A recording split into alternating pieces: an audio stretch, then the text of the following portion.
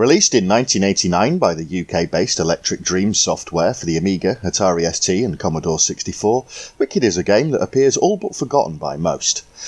The game's concept is based around a nameless protagonist who has been sacrificed in order to be transformed in what appears to be the actual sun, with the aim of fighting a cosmic battle against an evil which is taking over the constellations of the zodiac.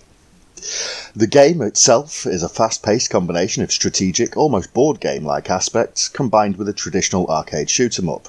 The aim is to cut back the evil growth of your enemy's spores, which you can see in green and blue, and to use the seeds generated by your own spores, which are red and orange, to increase the growth of your own and ultimately take over the board, or constellation as the game would have it.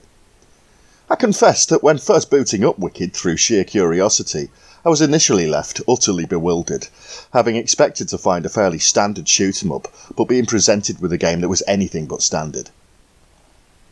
It took a few attempts to understand what the aim of the game was all about, but this didn't stop me from winning a few rounds, a fact which only caused more confusion. It wasn't long before I picked up the basics though, and once I had more understanding of what was happening, I found the game to be a lot of fun. The early stages are incredibly easy and simple to beat, but the difficulty level does become a good challenge later on, while never really feeling unfair.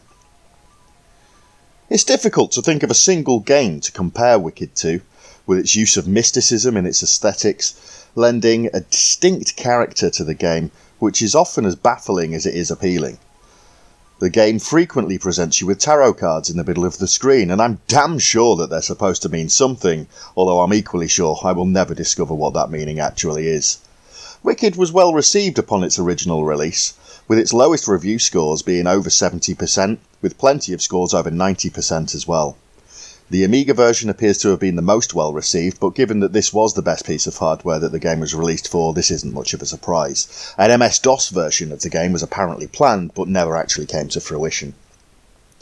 The fact that Wicked was so well received upon its release does make me wonder why the game isn't more fondly remembered, for both its unique aesthetics and fairly innovative gameplay.